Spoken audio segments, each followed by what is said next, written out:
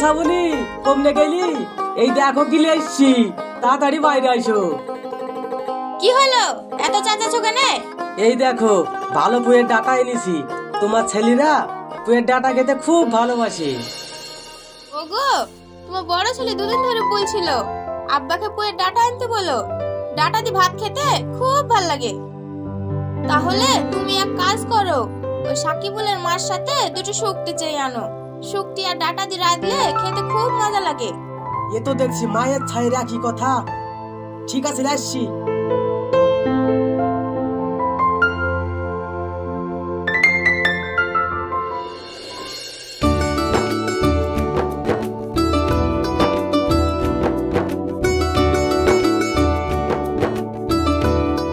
শুনছো শ্রাবণী, আমাদের বড় ছেলে ও মেজো ছেলে দিদি জোড়া বৌমা নিয়ে আসতে চাই।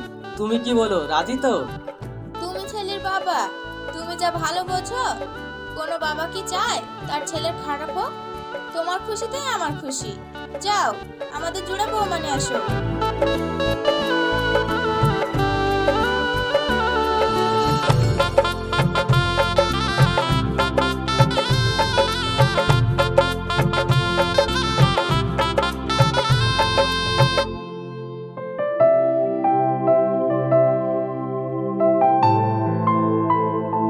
আমাদের এই সুখের সংসার চিরদিন জানে সুখে রাখতে পারি। কি বললা তুমি? আমরা সংসার সুখে রাখবো বললে হয়ে যাবে?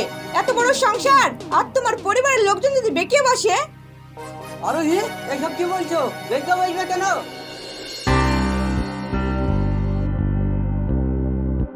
আমি আর বড় ভাই মিলে ব্যবসা করে সংসারটার উন্নতি করে তুলেছি, যাতে আমাদের এই সংসারটা আরো উন্নতি করে তুলতে পারি। তুমি সংসার উন্নতি করে তুলবো বললেই তো আর হবে না। এখন তোমাদের দুই ভাই বিয়ে হয়েছে, নতুন সংসার বেড়েছে।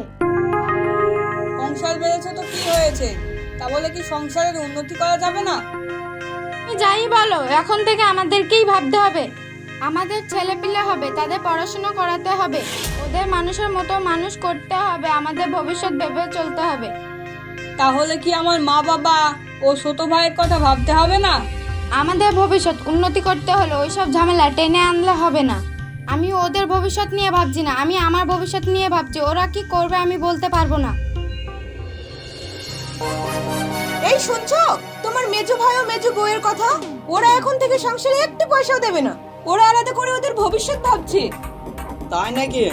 তাহলে বাবা মা ও ছোট ভাইকে কে দেখবে? আমি কি এত বড় সংসার সামলাতে পারবো? কি বললে তুমি? এই সংসার তুমি একা সামলাবে? এটা আমি কখনো হতে দেবো না। আমারও তো একটা ভবিষ্যৎ আছে। তোমার বাবা মা ও ছোট ভাই কি করবে আমি বলতে পারবো না, তবে আমি আজ থেকে সংসারে একটু পয়সাও দিতে পারবো না। শহীদুল, সেলিম, তোমরা একটু বাইরে হতো বাবা। হ্যাঁ, কি যেন বলছিল আব্বা?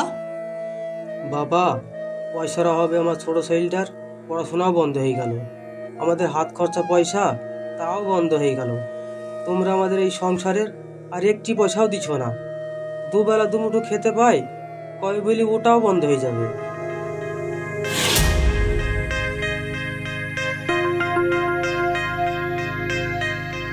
হ্যাঁ বাবা, আমাদেরও সংসারও ভবিষ্যৎ আছে। আমরা আর ওই সংসারে পয়সা খরচ করতে চাই না। আমরা আর এখনো একটা পয়সা দিতে পারবো না। ঠিক বলেছেন দিদি, আপনার আমার একই মত। ওদের জন্য ভাবতে গেলে আমাদের সংসার দয়ে ডুবে যাবে।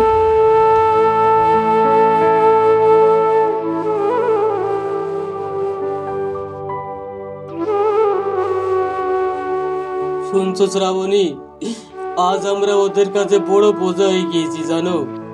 ছেলেদেরকে ছোটবেলা থেকে কোলে পিঠে করে মানুষ করেছি, নিজে না খেয়ে তাদেরকে খাইয়েছি, তিল তিল করে বড় করেছি, বুক ভরে ভালোবাসা দিয়েছি। আজ সেই ভালোবাসার প্রতিদান এই দিল। বাবা মা, পয়সার অভাবে আমার তো আর পড়াশোনা হইলো না। তোমরা আমাকে দোয়া করো, তোমাদের সব দায়িত্ব যেন আমি নিতে পারি।